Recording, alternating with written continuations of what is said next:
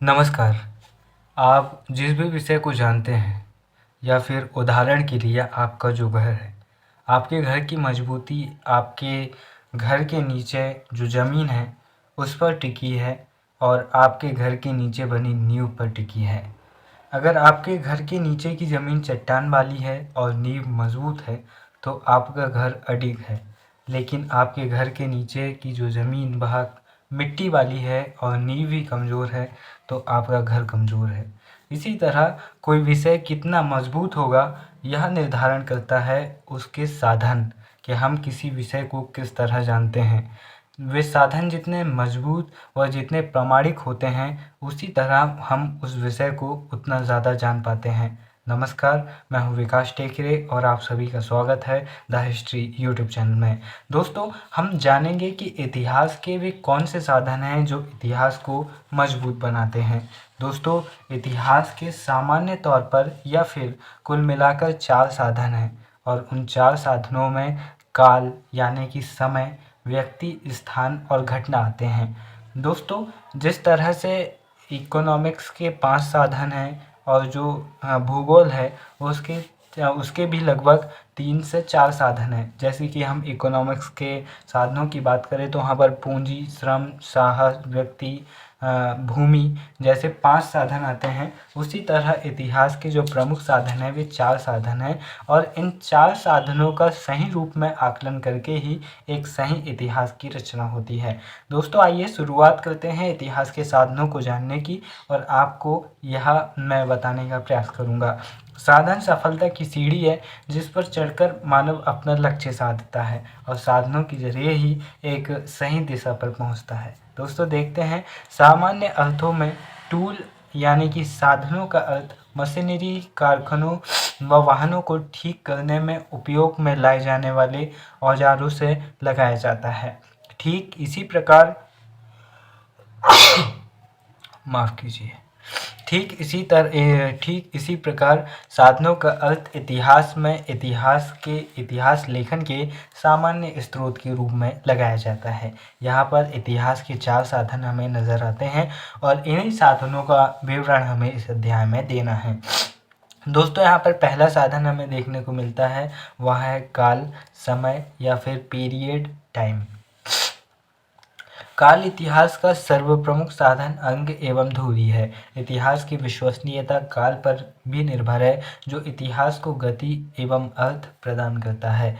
मनुष्य एक जिज्ञासु प्राणी है एवं उसकी कुछ मूलभूत जिज्ञासाओं का उत्तर इतिहास द्वारा ही मिलता है। जैसे पृथ्वी का जन्म कब हुआ, पृथ्वी पर मानव का उदय कब हुआ, भारत एवं विश्व के देशों का इतिहास कब से आरंभ होता है, विभिन्न सभ्यताओं, संस्कृतियों एवं राज्य साम्राज्यों के उत्थान एवं पतन का समय जानने के लिए हमें काल के बारे में जानकारी होना आवश्यक है। कदाचित ऐसे प्रश्नों का उत्तर इतिहास अपने सर्वप्रमुख साधन काल निर्धारण द्वारा ही दे सकते हैं। दोस्तों, यह जो पहला साधन है काल, इसकी बहुत ज़्यादा कमी खलती है हमें भारतीय इतिहास लेखन में, क्योंकि भारतीय इतिहास लेखन में टाइमिंग, काल, पीरियड, समय इसकी बहुत ज़्यादा कमी होती है। हमें मुश्किल 400-500 साल पहले की जो राजा महाराजा है उनके टाइम पीरियड भी ठीक ठाक से पता नहीं है। दूसरा बिंदु हम यहाँ पर देखते हैं, उससे पहले हम जो समय है उसके जो सब टॉपिक है या फिर उसके जो बिंदु है उसी के अंतर्गत इन्हें समझने का प्रयास करते हैं। समय एवं तिथि का निर्धारण। सामान्य रूप पर अगर हमें यह जानना है कि कोई राजा कब से कब तक गद्दी पर बैठा या फिर किसी का जन्म कब हुआ या फिर किस साम्राज्य का पतन कब हुआ, यह समय एवं तिथि के निर्धारण में यह जो साधन है काल, यह महत्वपूर्ण भूमिका निभाता है और समय एवं तिथि का निर्धारण करके हम किसी भी व्यक्ति की सही जानकारी प्राप्त कर सकते हैं। काल निर्धारण का भी प्रमुख साधन यह बिंदु आता है और इसके जरिए हम पता कर सकते हैं कि किस काल में किस तरह की घटनाएं प्रचलित हुई है। अगर हमें घटनाओं का सही कालक्रम पता नहीं होगा तो हम एक वास्तविक इतिहास का अध्ययन नहीं कर पाएंगे। यहाँ पर हम दूसरा बिंदु देखते हैं, व्यक्ति यानी कि मानव या फिर पर्सन। इतिहास का द्वितीय महत्वपूर्ण साधन एवं अंग व्यक्ति है। यह इतिहास का वह पात्र है जिसके कार्यों एवं उपलब्धियों का अध्ययन हम इतिहास में करते हैं। इतिहास का साधन आज सर्वाधिक विवाद का विषय है यह वाला। चूँकि सभी व्यक्ति इतिहास के पात्र नहीं हो सकते, यहाँ पर जो आधुनिक इतिहासकार हैं वे कहते हैं कि जो हमारे प्राचीन इतिहासकार हैं उन्होंने केवल राजा महाराजाओं और उनके साम्राज्यों पर ही ध्यान दिया, सामान्य व्यक्तियों के जीवन पर बिल्कुल भी ध्यान नहीं दिया। सभ्यता एवं संस्कृति के विकास में योगदान देकर अपनी बुद्धि बल से साम्राज्य का निर्माण इन सामान्य लोगों ने किया और इतिहासकारों ने इनकी अपेक्षा की। वर्तमान समय में इस बात पर विशेष जोर दिया जा रहा है कि इतिहास में मात्र राजाओं, रानियों, प्रशासकों, दरबारियों एवं विशिष्ट व्यक्तियों तक सीमित न रखा जाए, बल्कि आम आदमी के जीवन पर भी ध्यान दिया जाए। इतिहास के नायकों एवं उनके कृतित्व में कहीं न कहीं आम जनता की भूमिका थी, अतः विशिष्ट व्यक्तियों के साथ साथ आम जनता, सर्वहारा वर्ग, मेहनतकश मजदूर एवं किसान की भी इतिहास में उपेक्षा नहीं की जानी चाहिए। जैसे कि हम 2022 से 23 के बीच हम जो आज़ादी का अमृत महोत्सव मना रहे हैं, इसके अंतर्गत हम उन स्वतंत्रता सेनानियों के बारे में जानने का प्रयास कर रहे हैं जिन्हें कहीं गुम कर दिया गया है, यानी कि जिनके बारे में बहुत कम लोग जानते हैं, अनसंग वॉरियर्स। जैसे इसी तरह हम कह सकते हैं कि बड़े बड़े नेताओं ने हमें आज़ादी दिलाई, लेकिन उन लोगों का क्या जो उनके पीछे मीलों दूर नंगे पांव चले? उन लोगों का क्या जिन्होंने आंदोलनों के लिए अपनी पूरी संपत्ति दान कर दी? उन लोगों का क्या जो मर गए लेकिन इतिहास के पन्ने में कहीं खो चुके हैं? क्या उनका कोई इतिहास नहीं? क्या उन्होंने इतिहास में कोई भूमिका नहीं निभाई? इस तरह आज ये जानने की बहुत ज़्यादा आवश्यकता है कि केवल कुछ सीमित लोगों ने ही हमारे इतिहास को गति दिशा नहीं दी है, बल्कि उनके पीछे मजबूती से खड़े लोगों ने उनका सपोर्ट किया और उन्हें आगे बढ़ाया। कोई भी शासक महान तब होता है जब उसके राज्य में समृद्धशाली एवं एक अनुशासित जनता रहे, तब वह राजा एक महानता की ओर जाता है। यहाँ पर हम बिंदु देखते हैं, व्यक्ति की मेहनत पर ध्यान। जैसे कि बड़ी बड़ी इमारतें बनाई गई, ताजमहल बना, लाल किला बना, कुतुब मीनार बनी, बड़े बड़े मंदिर बने। यहाँ पर ये लोग सिर्फ इतना याद रखना चाहते हैं कि यहाँ किसने बनवाया है, इसका वास्तुकार कौन है, बस इतना ही। यहाँ पर उन लोगों का क्या जिन्होंने खून पसीने की मेहनत से उस मंदिर में काम किया, उस मस्जिद में काम किया, उस इमारत में काम किया। आज हम देखते हैं कि 20 साल में उस्ताद लाहौरी ने शाहजहाँ के कहने पर ताजमहल बनवा दिया, लेकिन उन 20,000 से ज़्यादा मजदूरों का क्या? उनका तो कोई इतिहास नहीं है। उनमें से किसी एक का नाम तक हमें याद नहीं है जिन्होंने ताजमहल जैसी महान इमारत को, प्रसिद्ध इमारत को बनाने में अपना योगदान दिया। इसीलिए इतिहास के जो नवीन इतिहासकार हैं वह कहते हैं कि सामान्य व्यक्ति के बारे में भी जानकारी इतिहास की प्रमुख विशेषता होनी चाहिए। यहीं पर इतिहास की एक प्रमुख परंपरा, एनल्स परंपरा जो कि फ्रांस की है, वो भी यह बात बार बार दोहराती है कि न केवल प्रसिद्ध लोगों तक इतिहास सीमित रखा जाए, बल्कि सामान्य से सामान्य लोगों तक भी इतिहास की जानकारी और उसे भी इतिहास में शामिल किया जाना चाहिए। दूसरा बिंदु आता है अच्छे बुरे का कार्यों का लेखा जोखा। यहाँ पर इतिहास की एक बात यह है कि यहाँ पर दुनिया का सबसे महान व्यक्ति भी ऐतिहासिक है और दुनिया का सबसे बुरा व्यक्ति भी ऐतिहासिक है।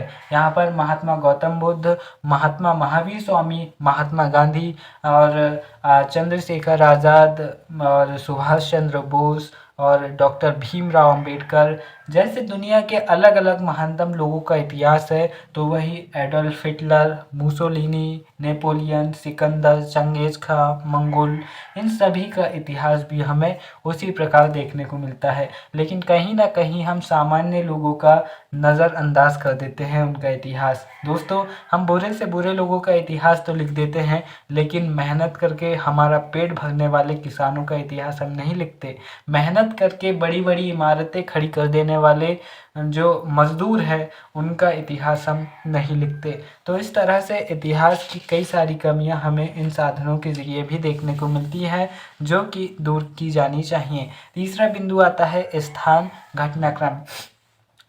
दोस्तों, स्थान या घटनाक्रम किस प्रकार इतिहास लेखन में भूमिका निभाते हैं, यहाँ हम इस पॉइंट को समझकर जानने का प्रयास करेंगे। इतिहास विषय में स्थान का अत्यंत महत्व है, इसीलिए यह इतिहास का तीसरा प्रमुख साधन एवं अंग है। इतिहास में उन्हीं स्थानों को विशेष महत्व दिया जाता है जहाँ कोई विशिष्ट घटना घटित है, अतः स्थानों को हम घटना स्थल भी कह सकते हैं। भारतीय इतिहास में हड़प्पा नामक स्थान का सर्वाधिक महत्व इसलिए है क्योंकि सिंधु घाटी की सभ्यता के सभी स्थलों में सर्वप्रथम 1921 ईस्वी में यह खोज हुई थी, इसीलिए इसे हड़प्पा सभ्यता भी कहा जा सकता है।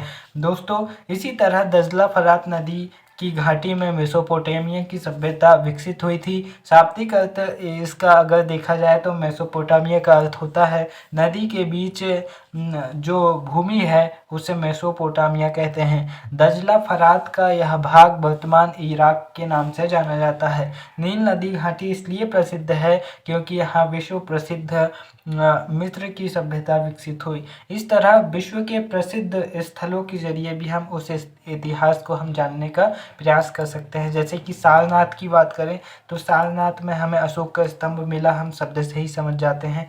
सांची की बात करें तो वहाँ पर स्तूप है, वहाँ पर बौद्ध मुनियों की अस्थियाँ रखी हुई है। यहीं पर हम किसी भी विश्व प्रसिद्ध स्थल की जब बात करते हैं तो उसका अलग इतिहास निकल कर सामने आ जाता है।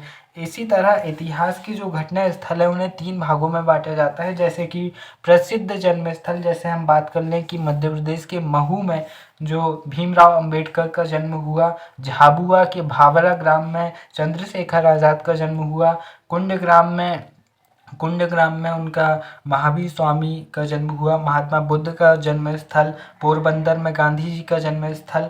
इस तरह प्रसिद्ध व्यक्तियों के जन्म स्थल भी ऐतिहासिक स्थल के रूप में जाने जाते हैं। वहीं पर हम देखें कि विश्व के प्रसिद्ध युद्ध स्थल तराइन का युद्ध कहाँ हुआ, तराइन क्षेत्र में, वहीं पानीपत क्षेत्र, फिर वहीं बक्सर, प्लासी के जो मैदान है वो ऐतिहासिक महत्व रखते हैं अपने, क्योंकि यहाँ पर कभी ना कभी युद्ध लड़ा गया। वहीं विश्व प्रसिद्ध संधि की बात करें तो हम सालवाई की संधि हो गई, फिर इलाहाबाद की संधि, या फिर पुरंदर की संधि, या फिर विश्व प्रसिद्ध पेरिस की संधि, बासाई की संधि। इस तरह की संधियाँ महत्वपूर्ण अपना नाम रखती है और साथ ही प्रसिद्ध होते हैं वे स्थल जो इन संधियों के अंतर्गत आते हैं। इस तरह से स्थलों का भी बहुत ज़्यादा महत्वपूर्ण होता है। इस तरह चौथा व अंतिम पॉइंट हम देखते हैं घटना जो साधन है वह इतिहास लेखन में किस तरह भूमिका निभाता है।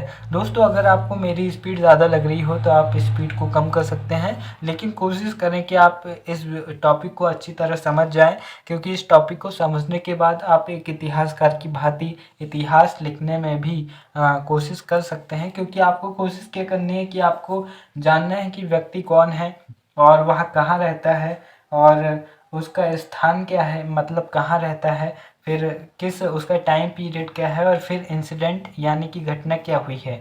इन चारों को कनेक्ट करके अगर चारों तथ्य आपके पास ऑथेंटिक है तो आप इतिहास की रचना कर सकते हैं। घटना की बात करें, इतिहास लेखन में घटना चौथा एवं सर्व महत्वपूर्ण साधन एवं अंग है। काल, व्यक्ति एवं स्थान जहाँ किसी घटना विशेष से संबंध होने के पश्चात इतिहास के साथ बनते हैं, वह घटना तो अपने आप में ही इतिहास है।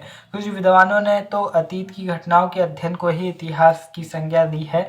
सामान्य रूप में हम इतिहास को कहते भी हैं कि अतीत की घटनाओं का अध्ययन ही इतिहास कहलाता है। इससे स्पष्ट होता है कि घटना इतिहास का सर्वप्रमुख साधन है। सभी घटनाएं तो नहीं, परंतु कुछ घटनाएं इतिहास को अर्थ, दिशा एवं गति प्रदान करती है। घटनाओं की सर्वप्रमुख विशेषता एवं महत्व इस बात को लेकर है कि घटना के साथ इतिहास के अन्य साधन, काल, व्यक्ति, स्थान में ही किसी न किसी रूप में संबंध होते हैं। जैसे हम उदाहरण के रूप में देखें, यहाँ पर काल की बात हो रही है 15 अक्टूबर 1542, व्यक्ति है अकबर और स्थान है अमरकोट।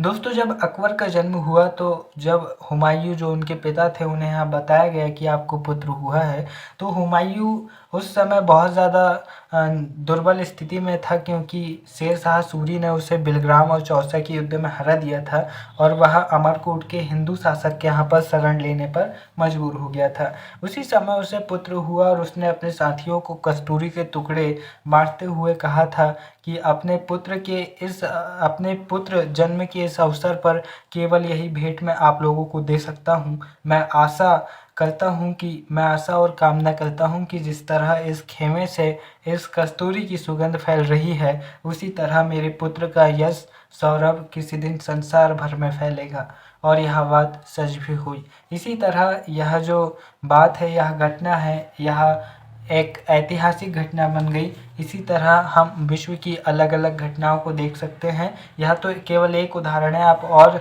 इसी तरह के अन्य उदाहरण भी दे सकते हैं। इसी तरह हम इसके अलग अलग पॉइंट्स को समझने का प्रयास करें। जो पहला बिंदु आता है विभिन्न कथनों की घटनाओं से संबंध, जैसे कि हमने जो यहाँ पर हुमायूं के कथन की बात की, तो वह एक ऐतिहासिक कथन बन गया और उस कथन का एक घटना से संबंध हो गया। वहीं दूसरा हम देखें जन्म दिवस एवं जन्म शताब्दी का महत्व। किसी महान व्यक्ति के जन्म दिवस एवं जन्म शताब्दी का जो महत्व होता है वह भी एक ऐतिहासिक होता है। जैसे कि हमने अभी हमारे देश की स्वतंत्रता का 75वां स्वतंत्रता दिवस को आज़ादी के अमृत महोत्सव के रूप में मनाया, तो इसका भी एक हिस्टोरिकल महत्व बढ़ जाते हैं यहाँ पर। और तीसरा बिंदु देखते हैं मानव विकास एवं विनाश में सहायक घटनाएं, उन घटनाओं के बारे में जिन्होंने विश्व को रुख पलटने में भूमिका निभाई। तीसरा परमाणु बम एवं इतिहास की घटना। दोस्तों 5 और 7 अगस्त को नागासाकी और हिरोशिमा में हिरोशिमा में अगस्त 1944 में जो घटनाएं हुई उनने इतिहास को अलग रुख प्रदान किया। वहीं शासकों के कार्यों की घटनाएं, तो आप यहाँ पर अलग अलग समझकर लिख सकते हैं कि शासकों के कार्यों ने किस तरह इतिहास को बदलने में महत्वपूर्ण भूमिका निभाई। जैसे अलाउद्दीन खिलजी की जो बाजार व्यवस्था थी वह इतनी ऑथेंटिक थी कि अगर उसे आज लागू कर दिया जाए तो किसानों को सब्जियों के कारण फांसी लगाकर मरना नहीं पड़ेगा, क्योंकि जो टमाटर 10 रुपये किलो बिक रहा है वो हर मौसम में एक रेट में बिकेगा, ना कि कभी 2 रुपये किलो और कभी वैसे ही किसानों को रोड में फेंकना पड़ेगा। तो इस तरह से हम देखते हैं कि अलग अलग शासकों की घटनाओं के ज़रिए भी हम इतिहास की प्रमुख घटनाओं के बारे में लिख सकते हैं। अतः काल, व्यक्ति एवं घटनाएं इतिहास के आधारभूत साधन हैं। दोस्तों काल, व्यक्ति, स्थान, घटना इतिहास के आधारभूत साधन है। कोई भी इतिहासकार अपने इतिहास लेखन में इन साधनों की अनदेखी नहीं कर सकता। इतिहास के ये साधन इसको प्रत्येक स्तर पर प्रभावित करते हैं और जो इतिहास के निर्माण में इनकी महत्वपूर्ण भूमिका होती है। और इतिहास निर्माण में ये जो साधन है ये बहुत ज़्यादा महत्वपूर्ण भूमिका निभाते हैं। दोस्तों इससे प्रश्न 2 तरह से बन सकते हैं। प्रश्न 5 नंबर में पूछा जा सकता है कि इतिहास के प्रमुख साधनों की विवेचना कीजिए। चूँकि इसके 4 साधन हैं तो 4 नंबर में भी पूछा जा सकता है। और अगर 2 नंबर में पूछा तो वो इस तरह से पूछेगा कि इतिहास के प्रमुख साधनों में घटना का क्या महत्व है, इतिहास के प्रमुख साधनों में जो काल है, पीरियड है, उसका क्या महत्व है। इस तरह किसी एक बिंदु को लेकर पूछ सकता है। तो आप इसे पूरे अच्छे तरह से तैयार कर लीजिए और आप सभी अच्छे से एग्ज़ाम दीजिए, क्योंकि ज़रूरी परीक्षाएं देना बहुत ज़रूरी होता है। यह हमें बताती है कि हमारा स्तर क्या है। दोस्तों वीडियो के अंत में बस इतना ही कहना चाहूँगा कि जो फ्रेंच निबंधकार है जोसेफ जोबर्ट, वे कहते हैं जो लोग अपने मत से कभी पीछे नहीं हटते वे सत्य से ज़्यादा खुद से प्रेम करते हैं। यहाँ पर ये कहना चाहते हैं कि ज़रूरी नहीं कि आप हर बार सही हों, कई बार आप गलत भी हो सकते हैं। जब आपको लगे कि आप गलत हैं तो आपको अपना स्टैंड, अपना मत कई बार छोड़ना पड़ता है। अगर आप नहीं छोड़ते हैं तो इसका ये मतलब है कि आप सत्य से ज़्यादा अपने आप को महत्व देते हैं और ये कई बार आपके लिए नुकसानदायक भी हो सकता है। इसीलिए समय के साथ अपने आप को बदलिए और फिर मिलेंगे अगले वीडियो में। तब तक के लिए नमस्कार, जय हिंद।